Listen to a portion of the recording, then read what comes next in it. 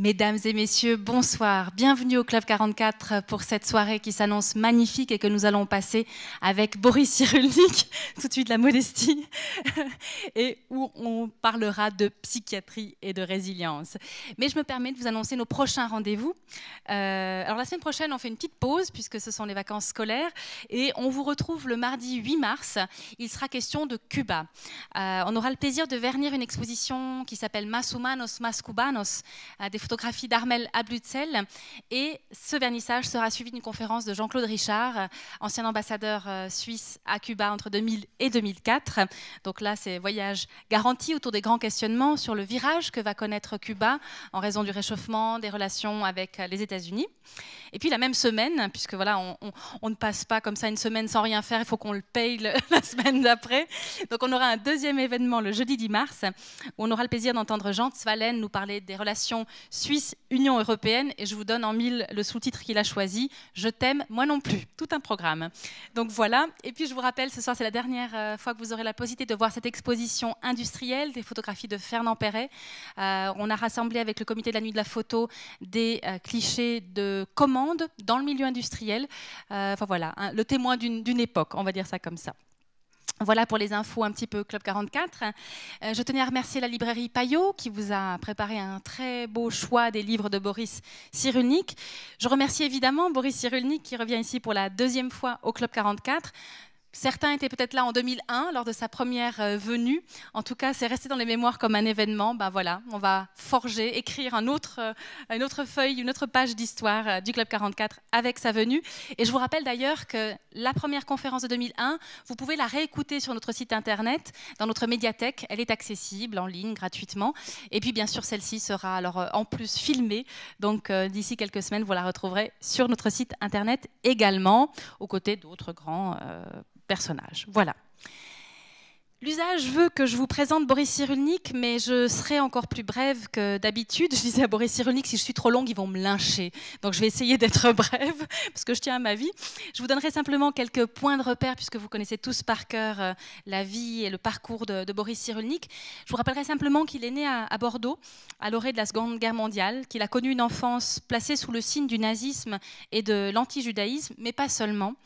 Mais c'est une période qui a été fondatrice pour sa carrière de psychiatre. Fidèle à son intuition ou à sa nécessité, il est devenu médecin, puis psychiatre et neurologue, mais il a aussi beaucoup travaillé dans le domaine de l'éthologie, qui lui tient beaucoup à cœur. Il la considère comme quelque chose qui est dans la continuité, et tous ses travaux sur l'attachement sont partis de ce domaine-là. Il a déployé des activités de thérapeute, mais aussi d'enseignant. Il enseigne toujours aujourd'hui dans diverses universités. Il suit également des thèses de doctorat aux quatre coins du monde, à peu près. Il est bien sûr un grand écrivain. Il est l'auteur de 200 publications médicales et scientifiques, 17 livres personnels, 18 en tant que directeur ou co-auteur. Et j'en citerai quelques-uns, juste comme ça, pour rappeler tout ça. Les nourritures affectives, les vilains petits canards, mourir de dire, les âmes blessées dont il sera plus spécifiquement question ce soir. Et c'est en fait le deuxième tome de ses mémoires, le premier étant « Sauve-toi, la vie t'appelle ». Le tout beaucoup publié chez Édile Jacob. Vous êtes assez fidèle en édition, puisque vous avez beaucoup publié chez eux. Je rappellerai également qu'il a reçu de nombreuses reconnaissances officielles, des doctorats honoris causa des universités libres de Bruxelles, de Lima, de Louvain, de Laval, et il a reçu les palmes académiques. Il a rempli des missions auprès du ministère en France, mais aussi au Brésil, en Colombie, et auprès de l'UNICEF pour le Congo et la Bulgarie. Alors tout à l'heure, je vous donnais des chiffres par rapport à ces livres, mais peut-on compter vos patients, vos lecteurs? En tous les cas, je ne crois pas exagérer en disant qu'on ne peut pas mesurer l'impact qu'ont eu ces écrits. Et je dois dire que ces dernières semaines, on a reçu beaucoup de coups de fil de votre part, de la part d'autres personnes, qui nous ont toutes dit « ces livres ont tellement compté pour moi ». Et je vous promets qu'on a chaque fois eu un petit frisson parce qu'on sentait que cette rencontre, elle était nécessaire pour les personnes qui sont là, pour vous tous. Et voilà, forcément, ça nous fait plaisir d'être les joyeux entremetteurs. Il n'a pas créé le concept de résilience, mais je crois qu'il l'a incarné. Il lui a donné chair humaine, il l'a investi de toute son humanité et les lecteurs ne s'y sont pas trompés. Vous ne vous êtes pas trompés, si j'en crois votre présence ce soir. Merci à Boris Cyrulnik, bonne soirée à tous et à tout à l'heure.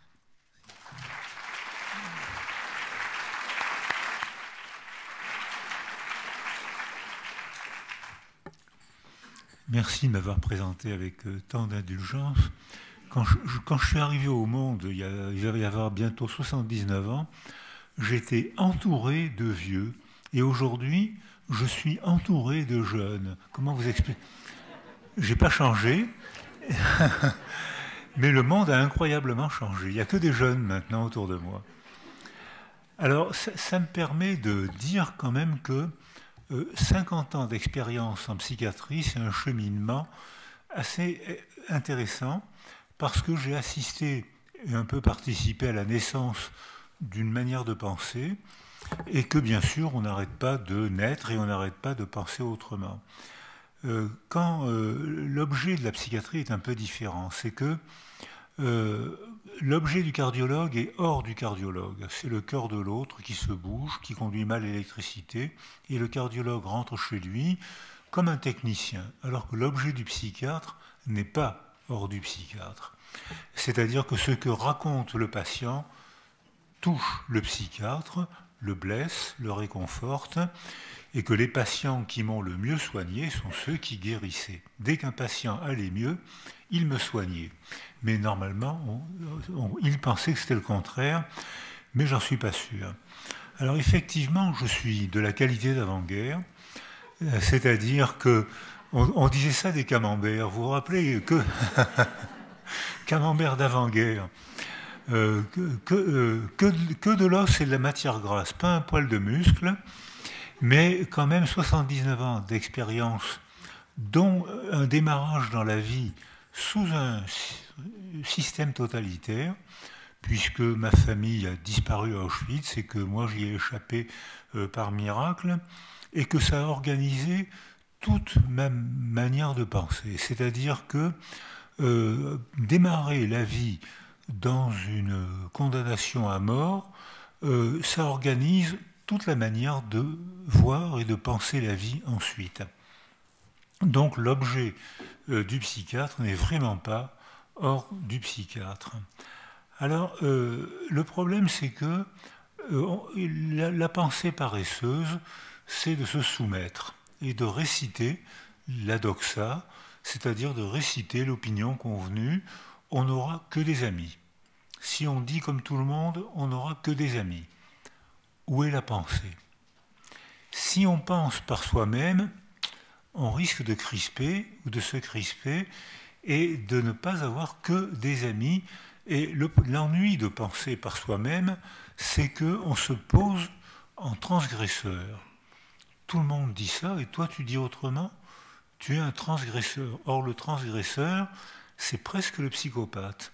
C'est-à-dire que c'est celui qui ne pense pas comme tout le monde, pour qui il se prend. Or, le propre de la psychiatrie, c'est que on baigne avec des gens qui ne pensent pas comme tout le monde, et les psychiatres ne pensent pas comme tout le monde. C'est-à-dire que cette enfance particulière que j'ai eue, puisque j'ai été emprisonné et condamné à mort à 6 ans et demi, j'avais bien compris, et persécuté jusqu'à la fin de la guerre, eh bien, cette enfance particulière m'a rendu complètement psychiatre. C'est-à-dire... et que... Alors, on peut s'en sortir, c'est-à-dire que on peut chercher à comprendre. J'emploie une expression qui a eu beaucoup de succès. J'ai été atteint très tôt par la rage de comprendre. Et tout le monde me dit, mais pourquoi vous avez employé cette expression? Et c'est vraiment comme ça que je sens. C'est que démarrer sa vie comme ça, il fallait que je comprenne pourquoi un crime immense et absurde pareil avait été possible. Donc, c'est pour ça que ça m'a rendu psychiatre, c'est que comme je baignais dans une folie sociale, il n'y a pas d'autre mot, je pensais donc que puisque la société était folle, je pensais que en devenant psychiatre, je pourrais soigner la société. Et bon, bah, il faut me pardonner, j'avais 6 ans et demi. Hein, donc j'ai compris, j'ai appris beaucoup de choses en étant psychiatre. Mes patients m'ont fait découvrir des mondes fantastiques. Vous savez que dans cette salle, on a tous dans la tête un roman différent. On a tous un roman dans la tête. Roman familial, roman culturel. on a tous une aventure humaine extraordinaire. On l'a dit, on l'a dit pas, on l'a dit presque, on s'arrange pour la dire. On l'a fait dire par un artiste. Va voir ce film. Ah bon, oui, ce film parle de mes origines, parle d'un gars qui était en Tunisie. Ah bon, t'as été en Tunisie? Oui, oui, c'est pas de moi que ça parle. Ça parle de quel... Le comédien est mon porte-parole. Le comédien dit ce que moi je n'ai pas la force ni le courage de dire. Donc ça m'a, je ne pouvais pas ne pas chercher à comprendre parce que sinon j'étais dans l'absurdité totale. Mort par absurdité. Ma famille, pratiquement toute ma famille, arrivait de Pologne et d'Ukraine et ils ont pratiquement tous disparu. Il y a eu 3 survivants sur une quarantaine de personnes. C'est-à-dire que c'était une folie. Pourquoi? Pour quel crime? Or, si j'avais accepté ça, eh bien, j'étais complice des criminels. Si je me taisais, j'étais complice des criminels. Donc il fallait absolument que je comprenne pour reprendre possession de mon monde intime, et puis aussi que je partage un peu ce que j'avais réussi ou fait à comprendre, ou l'illusion que j'avais d'avoir compris, que je la partage un peu pour ne pas être soumis à un langage totalitaire. Alors, on dit, mais oui, mais les Allemands ont commis des actes monstrueux, pas seulement contre les Juifs, hein, sur un peuple de 9 millions d'habitants, 6 millions ont disparu en un peu plus de 2 ans. Bon, c'est un acte monstrueux, mais d'autres ont énormément souffert aussi, et ça continue. Hein. C'est-à-dire que comment un acte monstrueux comme ça a-t-il pu être pensé? Alors la pensée paresseuse, c'est de dire, puisque les Allemands ont commis un acte monstrueux, c'est que ce sont des monstres. Eh bien, pas du tout. Ce crime incroyable est arrivé dans un des pays le plus cultivés d'Occident, les plus progressistes d'Occident, la belle culture allemande, la belle culture germanique, eh bien c'est là qu'a été commis un des plus grands crimes contre l'humanité, même s'il y en a eu d'autres, hein, dont on parlera si vous le voulez, mais c'est dans un peuple cultivé, c'est-à-dire que l'explication par la barbarie qu'on entend actuellement et qui revient n'est pas, pour moi, une explication. C'est trop simple, c'est pas ça. Comment des gens cultivés, j'ai été à Berlin, et les jeunes Allemands sont d'un courage et d'une honnêteté que j'ai beaucoup admiré. En plus de ça, ils disent du bien de moi, alors je les trouve remarquables. Donc, et je vais dans les musées, je vois des photos des universités, des entreprises et des clubs de sport des années 30. Magnifique, un vrai peuple cultivé, avec des conférences, avec de la musique, avec de l'art, avec de la science, avec la parité. Je regarde, les femmes avaient pratiquement les mêmes droits dans les années 30 que les hommes en Allemagne. Et comment ce mystère, comment c'est possible? Je regarde les photos d'un congrès d'anthropologie 1935-1937. Je vois des beaux jeunes gens, bien élevés, bien formés, autant de garçons que de filles, et je regarde qui a organisé l'enseignement et l'organisation de ce beau congrès d'anthropologie génétique, et je vois organisé par le docteur Mengele, celui qui a fait des expérimentations absurdes, criminelles, des tortures médicales. Eh bien, c'est le même qui avait organisé des congrès où il donnait la parole à tout le monde dans une optique tout à fait paritaire, tout à fait généreuse. Comment expliquer ça? C'est pas la pensée, une cause provoque un effet. C'est pas, ils ont commis un acte monstrueux, donc ce sont des monstres, et ben non, c'est pas ça. Ils ont commis un acte monstrueux, et c'était des gens cultivés, des gentils papas, des gentilles mamans, avec des vraies familles, des sportifs, des artistes, des scientifiques. Comment expliquer ça? La barbarie, c'est ce qu'on dit, on lit encore ça, là. Eh ben non, ça explique, pour moi, ça explique rien, c'est pas ça. Alors je me suis dit, il faut donc penser autrement. Il faut donc chercher à comprendre autrement. Alors, si vous voulez lire ceux qui lisent l'anglais, lisez Léon Goldenzone, j'ai oublié le titre, c'est aux éditions Penguin en anglais, Léon Goldenzone, le fils de l'or. Avec un nom comme ça, je me dis c'est un juif. Eh bien oui, c'est un juif. C'est-à-dire que je me dis, mais je lis le livre et je me dis, mais je vais trouver des choses monstrueuses. Et qu'est-ce que je lis dans le Rudolf Heuss, pas H-E-S, hein, le directeur du camp d'Auschwitz, pas Rudolf Hess, hein, c'est Rudolf Heuss. Bonne éducation. Et qu'est-ce que je lis? J'ai passé à Auschwitz les plus belles années de ma vie. Comment expliquer ça? Et il explique, je m'entendais très bien avec ma femme, un couple marchait très bien, on avait 4 enfants, on s'en occupait avec amour, on était cultivés, on avait une maisonnette à l'entrée du camp, j'ai passé à Auschwitz les plus belles années de ma vie. Alors, un début de réponse apparaît, c'est que dans son esprit à lui, il avait passé ses diplômes, il faisait bien son travail, qui était difficile, vous savez, il fallait brûler à peu près 10 000 personnes par jour pour tenir les cadences. Vous savez que ce n'était pas un métier facile. Et si je souligne, et si ça vous paraît absurde, c'est parce que c'est comme ça qu'il faut le dire, je crois, c'est que en faisant ce travail, il avait perdu, voilà ce que je voulais dire, en se soumettant à une doxa sans critique possible, un langage totalitaire qu'il avait absorbé, qu'il avait intériorisé, qui lui avait permis d'avoir ses diplômes et son poste de responsabilité, il avait perdu tout esprit critique. Et pour lui, il était amoureux de sa femme, il s'occupait bien de ses enfants, et il faisait un travail bien difficile. 10 000 personnes à brûler tous les jours.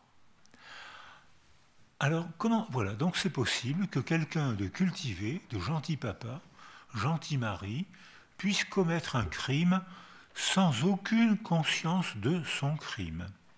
Il ne faisait qu'obéir.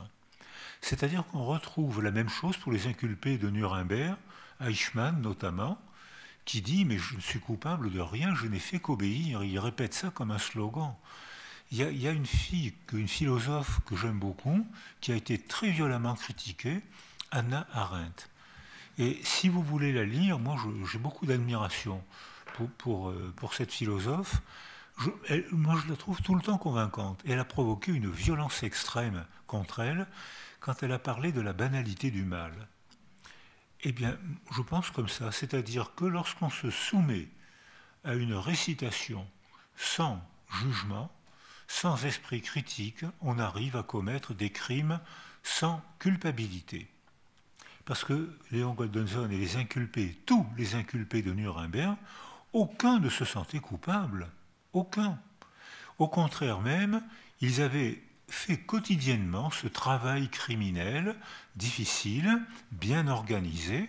Et j'ai lu, il n'y a pas longtemps, les rapports des médecins, parce que maintenant on commence à traduire les textes, et j'ai lu les rapports des médecins qui racontent comment ils considéraient comme un travail moral d'avoir perfectionné les gaz d'IG-Farben.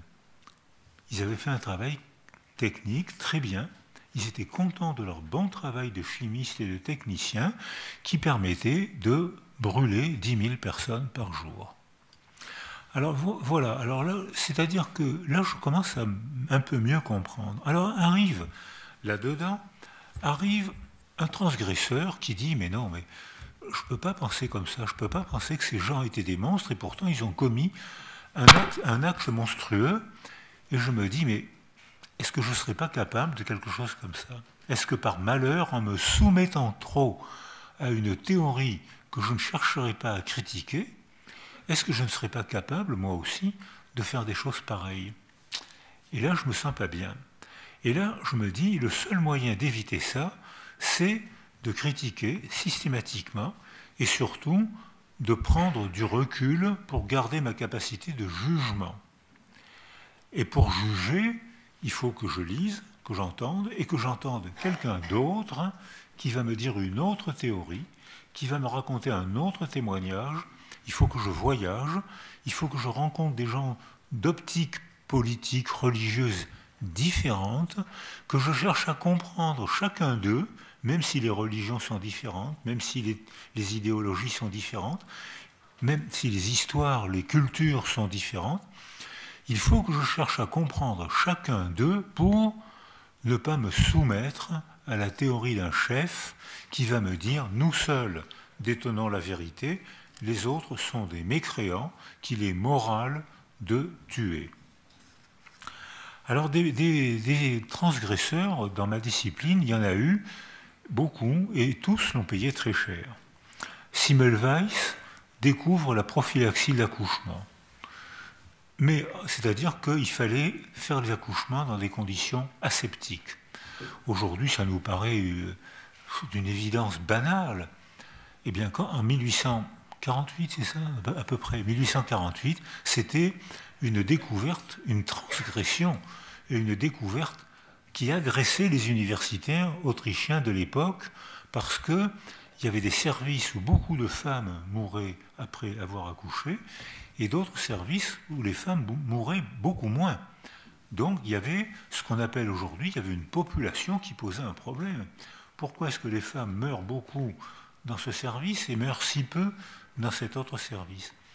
Et Semmelweis dit, eh bien c'est probablement parce qu'il y a le bacille du perfringens et les médecins ne font pas assez attention, et c'est eux qui collent le perfringens aux femmes, et c'est eux qui condamnent à mort les femmes qu'ils viennent d'accoucher. Donc l'université l'a très mal pris, mais quoi, ils nous accusent, nous, ils nous accusent de condamner à mort les femmes. Ben oui, vous les avez tuées sans avoir conscience de les tuer. Semmelweis a perdu sa place, il a perdu son poste de chef de service, il a commencé, il était en grande difficulté parce qu'il n'avait plus de travail, il ne pouvait plus travailler, il était chassé de tous les postes, il a été hospitalisé d'office en psychiatrie, il a été battu par les infirmiers et il est mort, les coups qu'il a reçus se sont infectés et il est mort du bacille du perfringens. C'est-à-dire, c'est celui, Lamaze. Alors, je ne sais pas si ce nom vous dit quelque chose, mais c'est celui qui a popularisé en France l'accouchement dit sans douleur. Bon, alors on parle d'accouchement sans douleur parce que c'est pour frimer un peu, hein, mais bon, c'est pas vraiment l'accouchement sans douleur, mais les femmes maîtrisent. Maintenant, elles maîtrisent l'accouchement, et beaucoup de jeunes femmes se font préparer la seringue pour une anesthésie éventuelle, et elles disent « vous ne me ferez la péridurale que si je perds la maîtrise de l'accouchement ».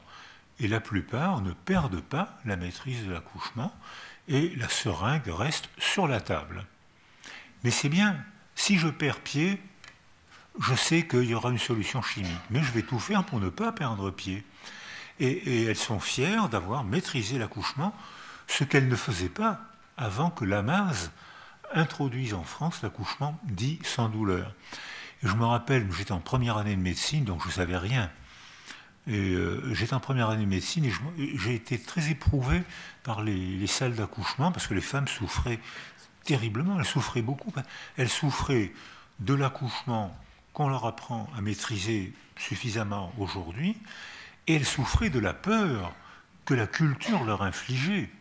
Et elles souffraient de la doxa qui leur disait « une femme qui accouche sans souffrir ne pourra pas aimer son enfant parce que dans la Bible, il est écrit « indolore paries ».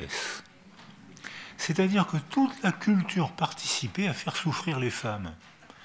Et elles souffraient de l'épreuve physique qu'est un accouchement, mais maintenant elles sont entraînées, elles sont préparées, et si elles perdent pied, ce qui arrive, pas toujours, il y a une solution médicamenteuse.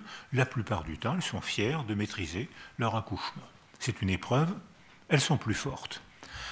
Or, Lamaze, alors là, il y a sûrement des scientifiques dans la salle, Lamaze rentre de Russie et il avait vu une femme accoucher sans douleur. Pour lui, il rentre bouleversé, mais alors donc c'est donc que c'est possible, puisque j'en ai vu une accoucher sans douleur, c'est donc possible. Qu'est-ce que nous raconte la Bible? Sacrilège, tu vas contre la Bible, blasphème, tu vas contre la Bible.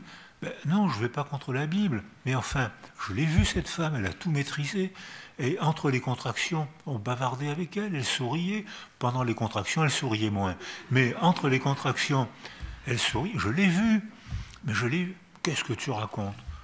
3 procès, université, une association, le Conseil de l'ordre. Il perd ses 3 procès, et il finit ruiné et malheureux. Alors, je peux continuer comme ça les découvertes tragiques. Et quand j'étais gamin, je voulais devenir psychiatre pour comprendre. Et donc, je finis médecine.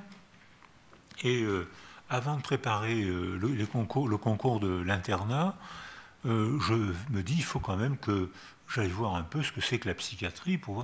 Alors, je choisis un stage à Sainte-Anne, qui était la cellule souche de la psychiatrie, parce qu'il y avait des figures extraordinaires.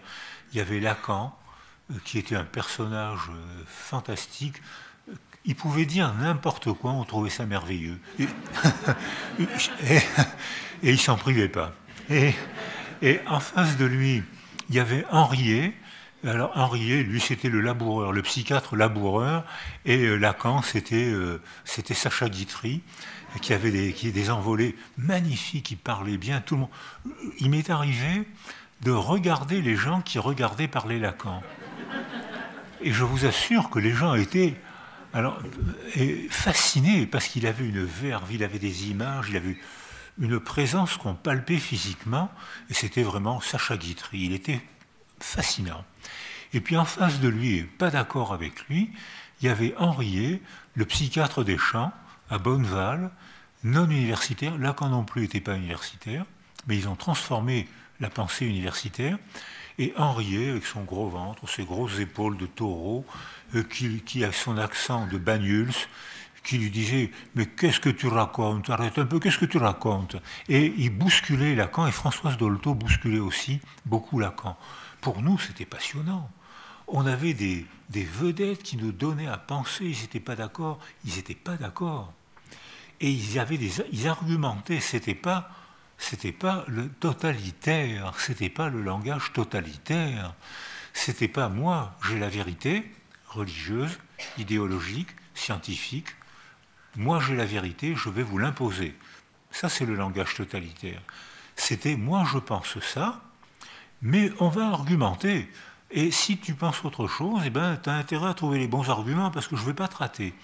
Donc ça veut dire qu'il y avait un débat, parfois vigoureux, mais toujours passionnant. C'était vraiment, voilà, ça c'était un débat démocratique. On cherchait à convaincre l'autre, mais on voulait pas, on n'appelait pas l'armée et la police pour l'emprisonner, ce que font les régimes totalitaires. Hein, dès qu'un régime totalitaire est élu, vous avez bien entendu, élu. Dès qu'un régime totalitaire est élu, la première chose qu'il fait, c'est de contrôler les journalistes, les artistes et les psychologues. Pourquoi? Parce que c'est ceux qui donnent à penser. Les journalistes, à condition que qu'ils ne soient pas achetés par le gouvernement, à condition qu'il y ait plusieurs courants, débat entre journalistes. Je lis ce journal, lui il n'est pas d'accord, il me donne les matériaux pour juger. Artiste, pourquoi? Parce que le théâtre grec était obligatoire, c'était une fonction démocratique. Les Grecs, les citoyens, devaient aller au théâtre, c'était obligatoire, ils devaient aller au théâtre, et les comédiens mettaient sur scène les problèmes de la cité. Alors il y avait l'inceste, il y avait l'assassinat, il y avait le parricide, il y avait, enfin tous les crimes habituels, quoi, étaient mis en scène était mis en scène sur le théâtre. Ensuite, on fermait les portes et les citoyens restaient entre eux et devaient débattre de ce que les comédiens avaient mis sur scène. Fonction démocratique de la Grèce ancienne. Démocratique, mais enfin quand même, Pythagore était quand même partisan de l'esclavage, et puis même si la fonction démocratique existait chez les Grecs, c'est parce qu'il y avait des esclaves qui faisaient tous les boulots. Donc, donc c'était démocratique entre citoyens grecs, hein. Mais pour les autres. Alors, mais c'était quand même, il y avait un lieu de débat, il y avait un lieu de parole, un lieu de création artistique, et c'était pareil pour les psychologues, parce que les psychologues, ayant des problèmes, ayant à affronter des problèmes hors de la cité, sont des transgresseurs. Tiens, la culture me dit ça, les prêtres me disent ça, les universitaires me disent ça, mais mon patient, lui, il me dit autre chose. Et moi, j'ai envie de comprendre mon patient. Je me mets dans sa tête, et ce que je comprends de sa tête ne correspond pas tout à fait avec ce que j'apprends à l'université. J'ai appris, il y a sûrement des psychiatres dans la salle, mais moi je suis un archéopsychiatre, hein, je suis diplômé avec les dinosaures, j'ai été diplômé avec les dinosaures en même temps. Et j'ai récité les théories de la dégénérescence de Morel. Vous savez ce que c'est, ces théories de la dégénérescence? C'est les théories nazies. Les nazis avaient perdu la guerre des armes, ils n'ont toujours pas perdu la guerre des idées. Et nos universitaires nous ont... Dégénérescence, ça veut dire génésis. Si vous êtes de bonne qualité biologique, si vous êtes de bonne race, vous allez vous développer bien, quelle que soit votre famille et votre culture, puisque vous êtes de bonne race. Génétiquement, génésiquement, vous êtes de qualité supérieure. Alors que ceux qui n'ont pas la même couleur de peau que moi, ceux qui n'ont pas la même religion que moi, ils ne sont pas de bonne race, hein, vous êtes bien d'accord. Donc, ils sont de qualité inférieure. Ils ne sont pas générés. Ils sont dégénérés. Alors, génétique, ça voulait dire génésis. Hein, c'est genèse, c'est pas gène au sens d'aujourd'hui. Alors, les nazis ont dit, mais ça nous plaît. Et nous, donc, puisqu'on est raciste, puisqu'on a fait toute une théorie politique fondée sur le racisme, eh bien, on a évalué, scientifiquement bien sûr, que les gens de race supérieure sont les blancs aux yeux bleus. Alors, quand j'ai lu ça pour la première fois, moi, aujourd'hui, j'ai tendance à penser, moi qui suis raciste, je pense que les gens de bonne race et de qualité supérieure, c'est les chauves. C'est-à-dire... Mais oui. Je ne sais pas pourquoi je pense ça.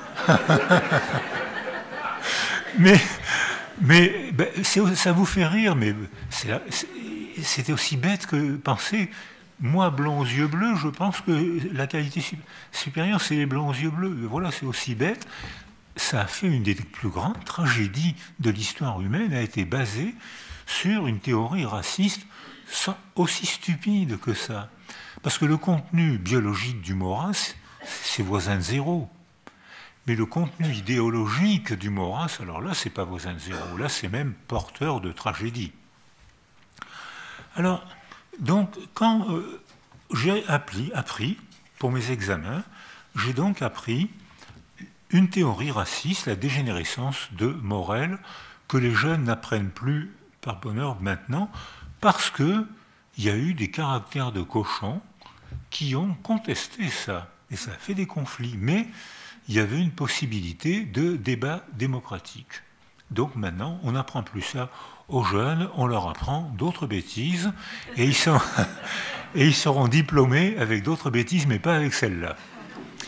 Alors, on s'est dit, mais donc, il faut à la même époque, ces théories étaient cohérentes. C'est-à-dire que il y avait un système cohérent, logique, coupé de la réalité sensible. Je viens de définir le délire. D, l'ira, sortir du sillon, la terre, être coupé de la réalité sensible. Alors Freud, que j'ai fréquenté pendant des années, que je fréquente encore de temps en temps, Papa Freud m'a appris qu'il y a dans les mots un implicite qui mène au délire. Alors, mais Papa Freud, qui était neurologue, Papa Freud n'a jamais été psychiatre ni psychologue, il n'a jamais mis les pieds dans un service, sauf quand il a mis les pieds dans un service de neurologie à la Pitié-Salpêtrière à Paris, quand il était dans le service de Charcot. Mais il n'a jamais mis les pieds dans un service de psychiatrie. Et il assistait avec admiration au Charcot Circus, c'est-à-dire quand Charcot, avec des dames bien élevées, avec bien chapeautées, avec de jolies robes, et il les hypnotisait, il faisait un hystérique circus, et avant de les faire entrer en scène, il leur disait « Madame, vous permettez que je dégrafe votre corsage, parce que forcément, la mise en scène était plus belle si la dame perdait connaissance avec un corsage dégrafé. C'était quand même plus joli que de perdre connaissance avec un ras du cou. » Donc Charcot faisait des mises en scène comme ça qui ont provoqué l'admiration de Freud et qui ont été le germe de la psychanalyse, qui ont été le point de départ de la pensée psychanalytique. Il est donc possible de souffrir organiquement de quelque chose qui est provoqué par une représentation virtuelle, une représentation de mots, une représentation, un symbole, et qui pourtant se manifeste par des malaises, des syncopes, ce qui aujourd'hui paraît une banalité, mais ce qui, à l'époque de Freud-Charcot, était une innovation, une transgression, et Freud a tout de suite interprété ça. Ces dames ont été agressées sexuellement, et il a introduit le traumatisme dans la théorie de l'hystérie, dans les théories psychanalytiques, et bien sûr, il a été agressé, comme Lamaze, comme Semmelweis, il a été agressé, et tout le monde disait, mais Freud, il ne faut pas prendre en compte ces théories, Freud est un obsédé sexuel. Ce qui est le contraire de ce qu'on peut lire dans ses lettres. Quand il était à Trieste, à l'Institut de biologie marine, parce que le seul travail primé de Freud, c'est son travail sur la sexualité des anguilles. C'est-à-dire, c'est le seul travail primé qu'il a eu. Il avait constaté que les anguilles naissent femelles et vieillissent mâles.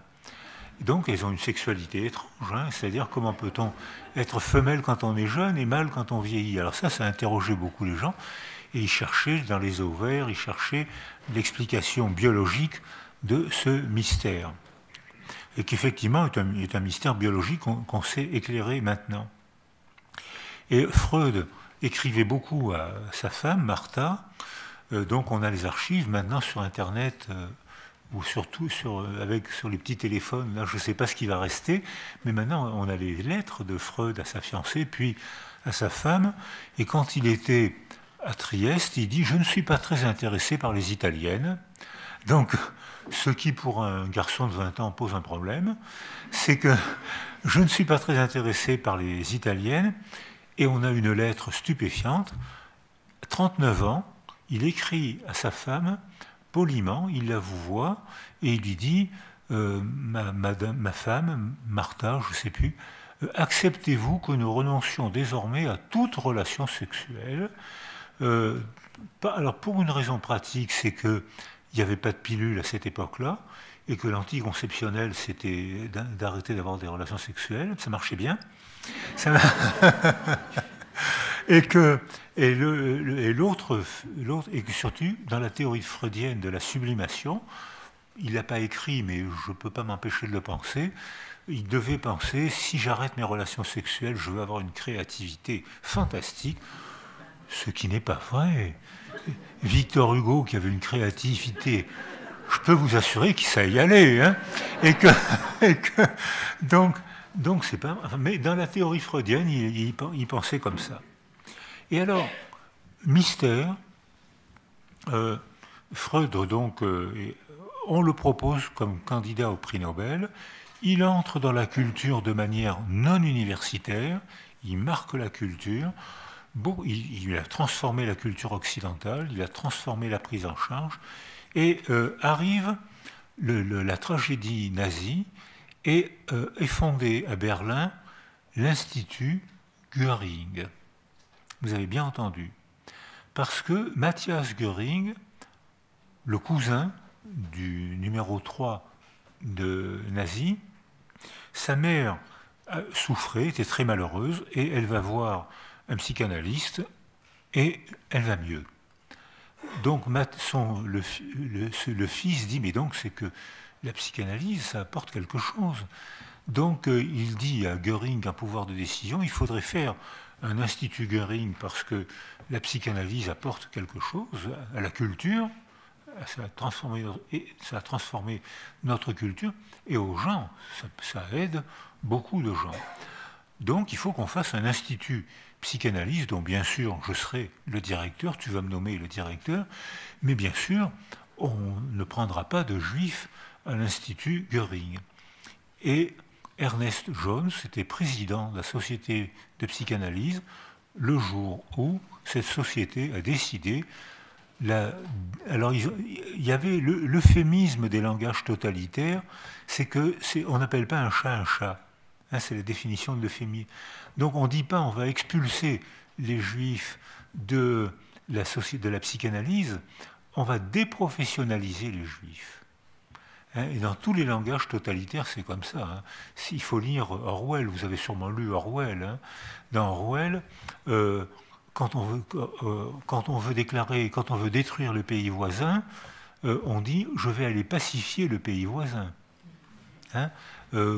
En France, pendant la guerre d'Algérie, on allait pacifier l'Algérie, hein, 200 000 morts. On allait pacifier, c'était une opération de police qui allait pacifier.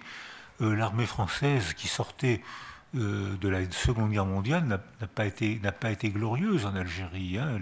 La torture était une pratique systématique, et j'ai eu des témoignages de gens qui manipulaient la GIGN, parce qu'il fallait donner un prénom à une torture insupportable, inhumaine, qui consistait à brancher des électrodes sur les testicules ou sur le corps des hommes ou des femmes torturés, et il fallait pédaler pour envoyer de l'électricité dans la dynamo.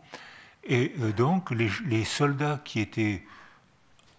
à qui les ordres demandaient de pédaler, ils n'avaient pas l'impression de torturer, comme Eichmann. Ils faisaient que pédaler. Je suis un bon technicien, je pédale parce que j'ai reçu l'ordre. Langage totalitaire. Moi, torturer un Algérien, jamais. Oui, mais tu pédalais. Ah ben oui, j'avais reçu l'ordre, mais moi, je me contentais de pédaler. Je vous assure, j'ai entendu un raisonnement comme ça. Alors, comment fait-on pour provoquer, comment fait-on pour donner le pouvoir au langage totalitaire, ce qui est arrivé quand j'étais enfant, et ce qui est en train peut-être de se préparer à nouveau actuellement. La méthode, c'est toujours la même qui se répète, hein, c'est-à-dire qu'il faut radicaliser, il faut fanatiser, il faut provoquer le chaos. Alors pour ça, il faut radicaliser, et il faut faire un groupe, n'avoir qui pense comme un seul homme, c'est-à-dire qui ne pense pas, qui pense comme un seul homme, c'est-à-dire qui récite la doxa. Et par malheur, si tu juges, tu ne peux pas pédaler. Si tu juges, je pédale, mais ça va alimenter la dynamo qui va envoyer l'électricité sur les testicules de ce gars qui ne m'a rien fait. Là, c'est un peu gênant. Là, je suis un peu responsable. Là, je suis un peu gêné. Si tu fragmentes le savoir, à ce moment-là, moi, je n'ai fait que pédaler. Et on voit que la science peut encourager le langage totalitaire parce que la science est réductionniste et parce que la science accède au savoir, donc au pouvoir, en fragmentant le savoir. la biologie, qui s'oppose à la psychologie, qui s'oppose à la psychanalyse, qui s'oppose à la sociologie. Chacun a son fragment de savoir qui est pertinent, et ça permet de faire un monde clos qui permet d'ignorer le monde des autres, et à ce moment-là, si les autres meurent, c'est quand même pas grave. Hein. C'est-à-dire que pendant les théories nazies, les nègres étaient des êtres humains inférieurs. Mais les juifs et les tziganes n'étaient même pas des êtres humains, c'est-à-dire que c'était des bacilles, et qu'il était moral de purifier. Donc c'était moral de purifier la société en brûlant les juifs et les tziganes. C'était un acte moral. On a retrouvé des archives que j'ai eu l'occasion de lire, disant que c'était au nom de la morale qu'on purifiait la belle société allemande de la souillure des bacilles juifs et tziganes. Alors que les nègres, c'était des êtres inférieurs. Donc il fallait en faire l'élevage. Vous avez bien entendu, c'était écrit comme ça. Alors les nègres étaient des êtres humains inférieurs, mais pas les juifs. Or, qu'est-ce qui s'est passé au Rwanda? Quand on veut tuer les autres, parce qu'au Rwanda, il y a eu un génocide aussi, hein. Quand on veut tuer les autres, eh bien, il faut les déshumaniser. Alors, si les juifs sont des bacilles, qu'il est moral, c'est pour ça qu'a été créée la chaire d'hygiène raciale. Hygiène raciale. Et au Rwanda, beaucoup de Hutus disaient il faut éliminer les cancrelats. Les cancrelats, ce n'est pas des êtres humains. Donc ça veut dire que ce n'est pas un crime d'écraser un cancrelat. Mais il y avait chez les Hutus, il y a eu des justes, comme chez les chrétiens, il y a eu des justes, et comme chez les Turcs, il y a eu des justes, c'est-à-dire que chez les Turcs, au moment du génocide arménien, eh bien, il y avait des Turcs qui gardaient leur capacité de jugement et qui ne se laissaient pas entraîner par le flux totalitaire et qui disaient « mais moi, je ne veux pas égorger cette dame arménienne, j'en ai reçu l'ordre, mais je ne peux pas le faire. Elle ne m'a rien fait, cette dame, ça a été ma voisine pendant 30 ans, elle a gardé mes enfants, je ne sais pas, je ne peux pas l'égorger. Ah oui, mais si tu ne l'égorges pas, tu n'obéis pas aux ordres. Ben, je n'ai pas envie de désobéir, mais je ne peux pas obéir. Je viens de tenir un raisonnement de juste. Je ne suis pas contre le gouvernement, mais je ne peux pas tuer ces enfants. » J'ai assisté il n'y a pas longtemps à Paris à une réunion avec des Christopher Browning et des historiens qui ont retrouvé les lettres du 101e régiment de police de l'armée allemande. Et ils avaient reçu pour ordre d'entrer dans les écoles polonaises et avec des revolvers et de tuer les enfants d'une balle dans la tête, les uns après les autres. Ils étaient 300, ils ont tué 30 000 enfants d'une balle dans la tête, les uns après les autres. Et la plupart de ces hommes n'avaient pas le sentiment de crime.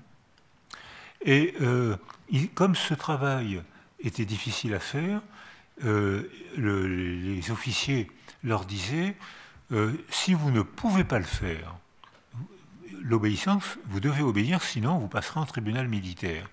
Mais passer en tribunal militaire, c'est très grave. Hein. Tu perds tes droits sociaux, tu ne peux plus travailler, tu perds ta carte d'identité, tu ne peux plus vivre, tu es chassé de la société. Alors, mais si c'est trop dur pour vous, dites-le, et on vous punira pas, et on vous changera de régiment. 7% ont dit « j'y arriverai pas, je ne pourrai pas tuer des enfants les uns après les autres d'une balle dans la tête ». Et ils écrivent à leur mère, généralement, ils écrivent « les autres ont été des soldats courageux, moi j'ai honte de ne pas avoir eu le courage d'exécuter les ordres. » Soumission à un langage totalitaire. Alors par bonheur, il y a des gens qui ne se laissent pas entraîner par cette épidémie de croyance, cette fanatisation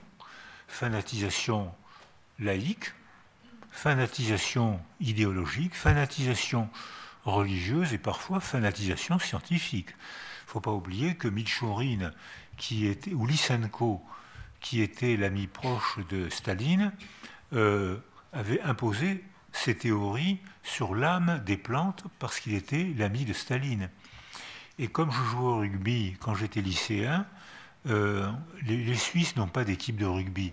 Là, vous perdez beaucoup. Hein. C'est-à-dire, là, donc, je jouais au rugby et on avait été invité à jouer à Bucarest. Et Bucarest, je vais à la fac de médecine, en me promenant, il y avait des banderoles. Ces banderoles disaient il est interdit de parler des chromosomes dans une faculté de médecine. Il est interdit de parler des chromosomes, parce que les chromosomes sont une invention bourgeoise destinée à légitimer le capital. Lysenko. C'est-à-dire que Lysenko, matérialiste, soi-disant matérialiste, luttait contre la théorie des chromosomes qu'on commençait à photographier partout, dans tous les laboratoires d'Occident. On commençait à photographier, on faisait des photographies et on découpait les photographies pour apparier les chromosomes au ciseau ensuite. Maintenant, les jeunes font des performances. Ils n'ont que des machines, ils font des performances stupéfiantes. Et nous, on faisait ça au ciseau. C'était l'artisanat de l'époque. Voilà. Il peut y avoir aussi un régime totalitaire scientifique, comme il y a un langage totalitaire idéologique, comme il y a un langage totalitaire religieux, si on n'accepte pas qu'une autre religion que la sienne existe. Et alors, à ce moment-là, le langage totalitaire arrive avec la conviction de la morale, et on peut tuer des femmes, des enfants, tuer des soldats, on se fait la guerre, ils veulent nous tuer, on se tue, c'est pas bien, mais c'est comme ça. Mais tuer des enfants, qu'est-ce qu'ils ont commis comme crime? Ils n'ont pas encore eu le temps de commettre des crimes, sauf peut-être de ne pas se laver les mains avant de passer à table, de voler une plaque de chocolat alors que maman a dit qu'il ne fallait pas manger de chocolat avant de passer. Voilà les crimes des enfants. Eh bien, il y a des gens qui ont tué des enfants. 1,5 million d'enfants de juifs de moins de 13 ans ont été tués en 2 ans. 1,5 million. C'est-à-dire que sans sentiment de crime pour aseptiser au nom de l'hygiène raciale. Alors, on voit comment ces pièges sont faciles, mais par bonheur, il y a toujours des caractères de cochon qui permettent de transgresser et de semer le doute. Et je souligne le mot doute parce que le doute, c'est le premier degré de liberté. Si je doute, c'est qu'on me donne la possibilité de choisir entre cette théorie et celle-là. Mais il va falloir que je travaille, que je lise cette théorie, que je lise celle-là, que je rencontre ce théoricien, que je rencontre celui-là, que j'aille dans ce pays, que je vois comment on prie dans cette religion, comment on prie dans cette autre religion, mais j'ai acquis un degré de liberté puisque j'ai eu la possibilité de douter, ce que refusent les fanatiques. Un fanatique, dans l'Inquisition chrétienne, non seulement il fallait se convertir, mais il fallait en plus se convertir sincèrement. Hein, puisqu'il y a des tas de procès où on voit que ceux qui ne se convertissaient pas... Alors, on voit la tragédie de la technologie. L'imprimerie est inventée. C'est facile comme invention, hein, c'est de l'artisanat. Quels ont été les 2 premiers best-sellers? La Bible et le marteau des sorcières. Et qu'est-ce que c'était le marteau des sorcières? C'était les tortures inquisitoriales pour convertir les gens au catholicisme. J'ai lu quelques pages du marteau des sorcières, je vous assure que je me serais converti. C'est-à-dire qu'il y avait une imagination dans la torture, mais c'est incroyable, l'esprit humain, imaginer des tortures pareilles. Alors, tout à l'heure, je vous ai avoué que j'ai appris les théories nazies de la dégénérescence, mais ça reste entre nous, hein, ça ne sort pas de la salle. Hein. Or, Minkowski, avec qui j'avais des relations de couple, c'est-à-dire qu'on s'aimait beaucoup et on s'engueulait tout le temps. Un vrai couple. C'est-à-dire... Et Minkowski avait un caractère de cochon. Et comme il était juif, il va à Harvard finir sa médecine. La guerre éclate, il ne peut pas rentrer en France. il s'engage dans l'armée. Alors moi j'ai le souvenir qu'il m'avait dit armée suédoise, mais un militaire m'a dit que c'était l'armée norvégienne. Bon, je dis ce qu'il a mon souvenir, suédoise, norvégienne. Il s'engage, il fait la guerre contre les Allemands dans l'armée d'Europe du Nord. Il rentre en France à la Libération, ayant été formé par Harvard et la médecine américaine, et il entreprend de fonder la néonatologie, c'est-à-dire s'occuper des bébés prématurés. Il a toute l'université contre lui, au nom d'un argument, il ne faut pas soigner les prématurés de façon à ce que puis la sélection naturelle puisse se faire. Théorie nazie, qu'on réentend encore. Et par bonheur, Minkowski, avec son caractère de cochon, rentre en rogne, va dans les ministères, engueule, tout le monde, se fait virer par tout le monde, parce qu'il avait... Ça vous dit quelque chose, Minkowski? C'était Sir Minkowski. Alors moi, je l'appelle... Il avait été ennobli par la reine d'Angleterre. Alors moi, je l'appelais ma sœur Alex. Alors ça le mettait en rogne. Alors il m'engueulait. Il me dit, mais non, je ne suis pas ta sœur. Je lui disais... Alors, et puis alors, il me dit, je préfère ta femme. Je lui dis, bah, t'as bien raison, moi aussi je préfère ma femme. Enfin, un vrai couple, quoi. Et il finit par faire un centre de néonatologie. On récupère les prématurés maintenant. Les petits prématurés, à quelques mois, 2 mois, sont tous récupérés. Et après 8-10 mois, il n'y a pas de différence avec la population générale. C'est des bébés qu'on aurait laissés mourir au nom d'une idéologie raciste. Il faut que la sélection naturelle se fasse. Et maintenant, ils deviennent des êtres humains, comme tout le monde. Ils ont un petit retard au départ, mais à la banalité des interactions, ils boulonnent et ils rattrapent leur retard en quelques mois. Et ils deviennent, il n'y a plus, à partir du 8e, 10e mois, il n'est plus possible de faire la différence. Voilà. Alors, le transgresseur, Minkowski, lutte contre une théorie nazie, récitée par des gens qui avaient fait la guerre contre les nazis, mais qui avaient bien digéré l'idéologie raciste nazie. Donc vous voyez, ce n'est pas le bien d'un côté et le mal de l'autre. Hein. Ce n'est pas le bien contre le mal comme je l'entends souvent. Ça serait trop simple que ce soit comme ça. Ce n'est pas si simple que ça. Alors, je parle encore 10 minutes, Madame la Présidente. Alors, je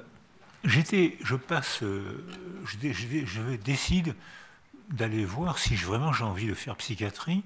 J'assiste à des séances merveilleuses de duels magnifiques entre Lacan et Henriet. C'était passionnant, c'était amusant, c'était passionnant. C'était vraiment des beaux événements qui faisaient lire et penser. Et là, il y a un débat démocratique, même si on n'était pas d'accord. Et puis, je vais voir Jean M., communiste et lacanien, et je lui dis, voilà, je me demande si je vais pas, j'ai envie de faire psychiatrie, mais je voudrais savoir comment ça se passe sur le terrain. Très gentiment, il me dit, ben, venez faire la visite avec moi. C'était dans la grande banlieue parisienne, Charcot, décidément. L'hôpital Charcot était dans cette histoire. Et je rentre et je vois des clés, des pavillons fermés, tout fermé, et je vois pas de lit, des infirmiers avec des trousseaux, les 2 yeux pochés par les bagarres. On ouvre une salle, le silence, puis tout d'un coup des hurlements, des cris. J'arrive dans les dortoirs, pas de lit, la paille. On fait sortir. Alors on ne disait pas les malades, on fait sortir, je ne sais plus ce qu'on disait, on change la paille souillée par la nuit, les infirmiers donnent un coup de jet d'eau, font rentrer les malades, on passe au dortoir suivant, pas un mot, pas un soutien, pas une relation humaine. Et puis Henri M me dit, ben voilà, si c'est moi, j'ai la passion, je veux comprendre, ce métier me passionne, mais voilà nos conditions de travail. Si vous décidez de passer les concours, voilà ce qui vous attend. Je suis rentré chez moi, j'ai en effet passé les concours pour devenir neurologue, parce qu'à cette époque-là, on avait la possibilité du choix. Mais la neurologie, à cette époque-là, il y a sûrement des anciens dans la salle, c'était pas tendre non plus, hein. Il y avait un dogme qui disait « cerveau touché, cerveau foutu ». Comme le café. C'est-à-dire, et on sait maintenant que c'est étonnamment faux, que la plasticité cérébrale est incroyable, et surtout, la jeune neurologie photographie montre comment un cerveau peut être façonné, modifié, sculpté par les relations humaines. On peut sculpter un cerveau en parlant, en sécurisant, et on photographie un résultat, et on dose la modification. On associe les sciences dures, semi-dures, la biologie, avec les sciences humaines, ou tout simplement avec la gentillesse humaine. Alors, donc, surprise, la neurologie était aussi très difficile, et puis c'était l'époque des lobotomies, c'est-à-dire que Egas Moniz, neurologue, brillantissime, écrivain, homme politique, très courageux, anti-nazi, et il dit, mais le socle préfrontal, c'est le socle de l'anticipation.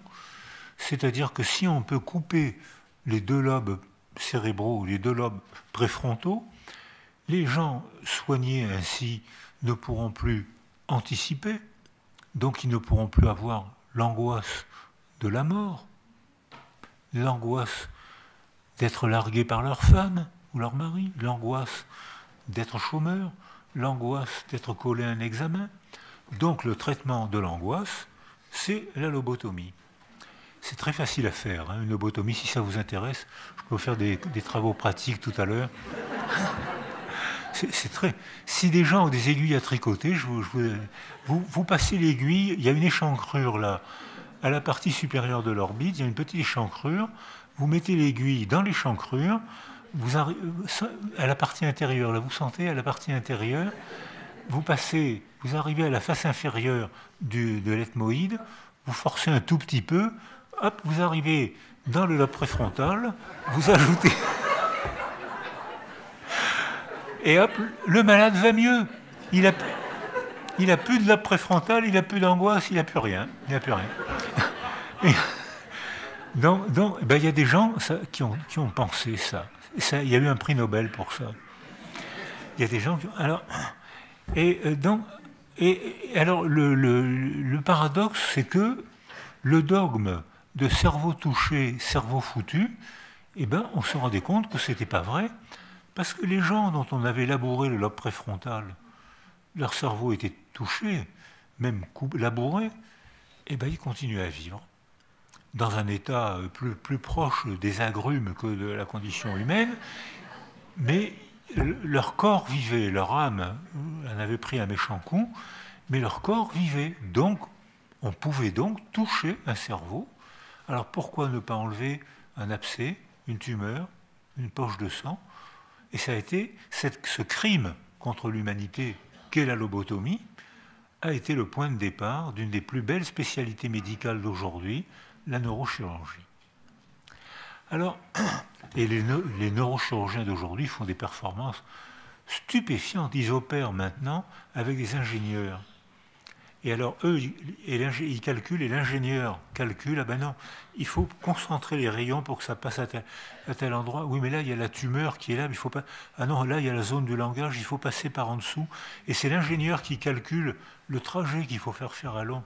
C'est un mélange de sciences informatiques, mathématiques, cliniques, avec des résultats de plus en plus stupéfiants, même pour des maladies qu'on croyait incurables. Alors, donc voilà l'absurdité de l'évolution des découvertes en médecine. Alors je passe l'internat, puis j'étais quand même intéressé par la psychiatrie, et je sympathise avec Laborit. Je ne sais pas s'il était connu en Suisse, et Laborit s'intéressait beaucoup à l'éthologie animale, et il me dit, j'ai une idée, il y a chez les animaux, les marmottes, les ours qui hibernent, pendant qu'ils hibernent, ils consomment presque pas d'énergie. Leur métabolisme de base est réduit juste au minimum et il n'y a pas de maladie. Et quand le climat se réchauffe, ils se réchauffent et hop, ils repartent. Et ils n'ont pas de maladie, ils résistent aux infections. Et il dit les interventions de neurochirurgie à cette époque-là duraient 8 à 10 heures. Et on faisait des anesthésies au gardénal. Donc on mettait les gens en coma barbiturique. Et certains ne se réveillaient pas. Et Laborite dit, mais il suffit de les refroidir et on donnera beaucoup moins de médicaments pendant l'opération. Bon raisonnement. Il nous apprend à faire des couvertures et on mettait des glaçons dans la couverture et on enveloppait les gens qui étaient moyennement contents d'être enveloppés par des couvertures.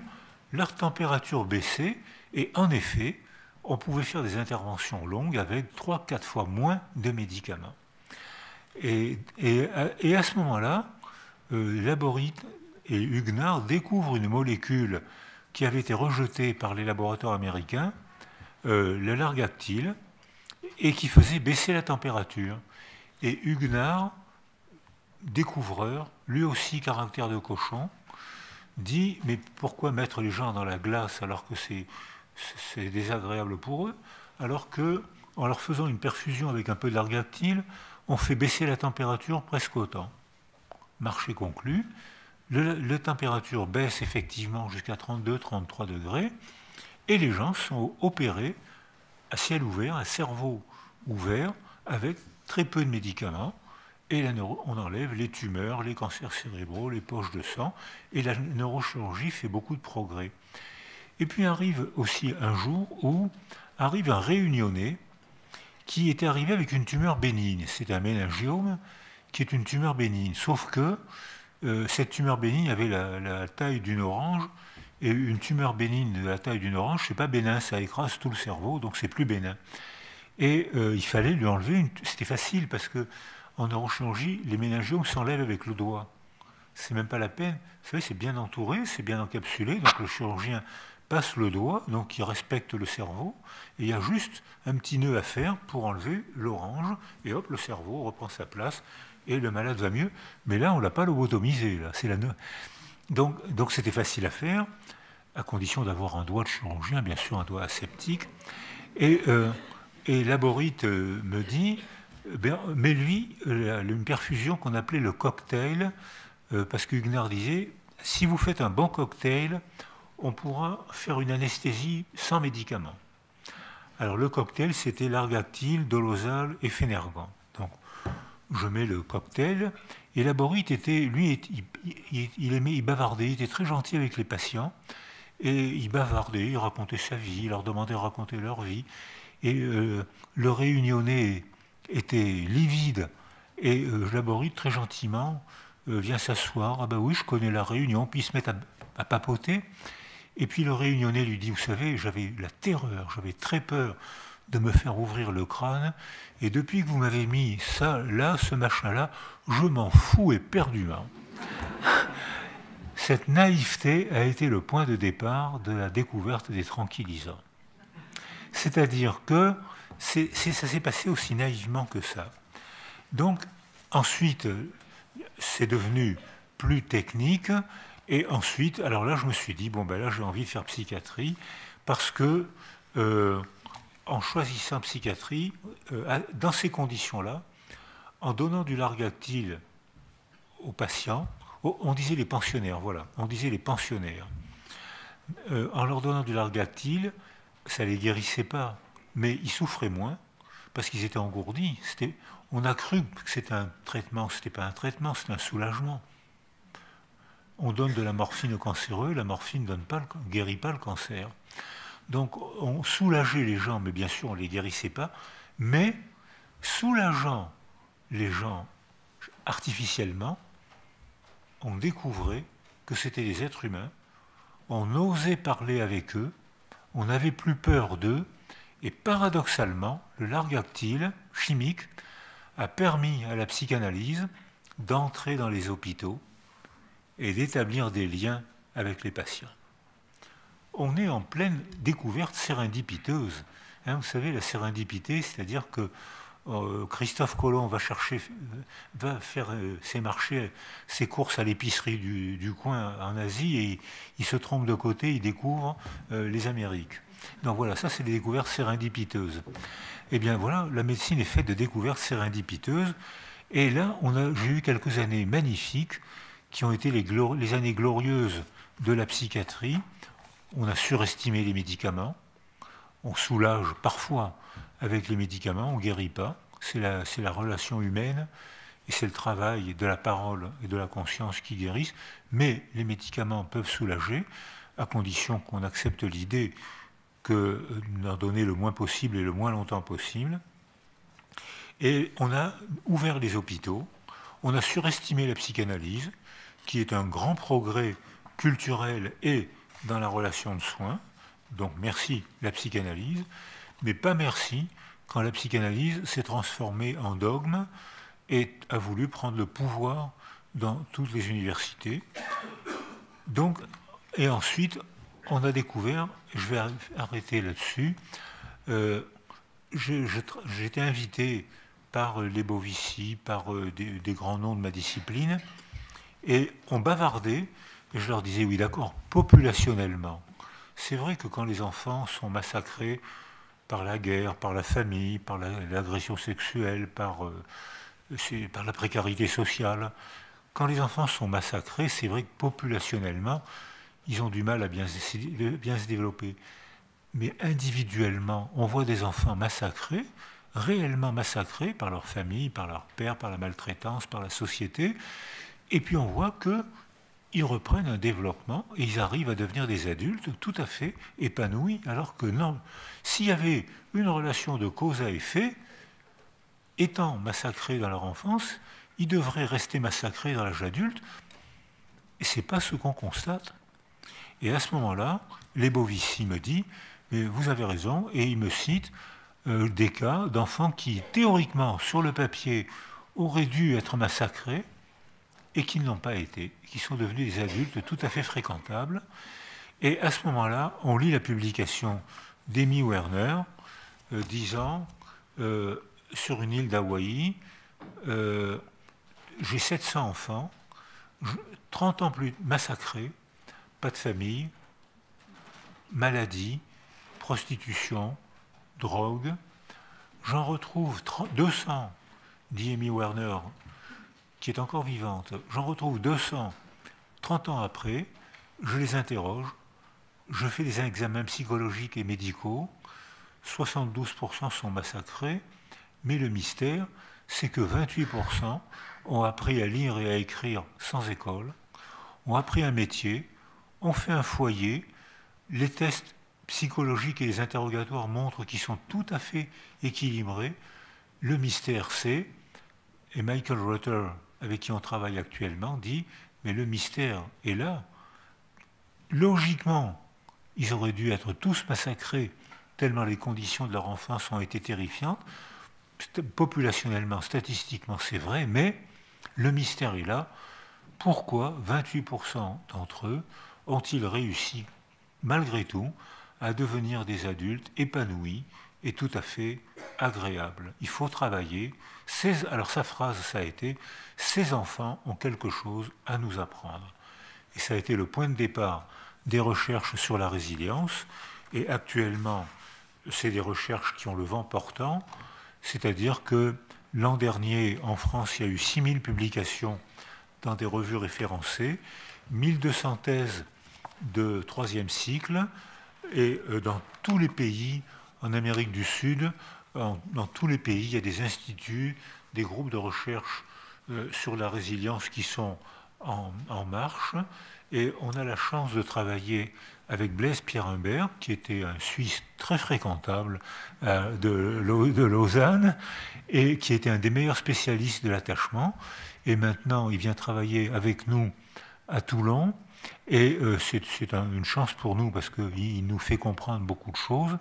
Et maintenant, il y a des groupes de recherche partout dans le monde qui précisent et qui maintenant nous apprennent ce qu'il faut faire pour aider de mieux en mieux des enfants, des adultes ou même des âgés traumatisés qui peuvent déclencher un processus de résilience.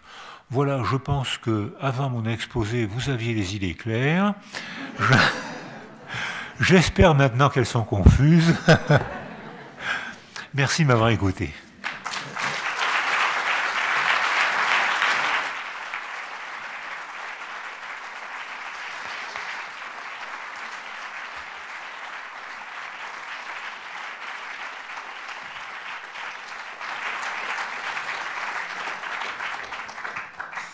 Merci de nous avoir perturbés. La parole est à maintenant au public. Il vous suffit de demander le micro. Pour ceux qui sont en haut, je pourrais, si jamais, relayer la question ou les questions. Alors, petite question peut-être avant de donner la parole à madame, mais en marchant. Est-ce que vous avez dû avoir une tête de cochon pour imposer les études sur la résilience, ou ça s'est fait plus naturellement?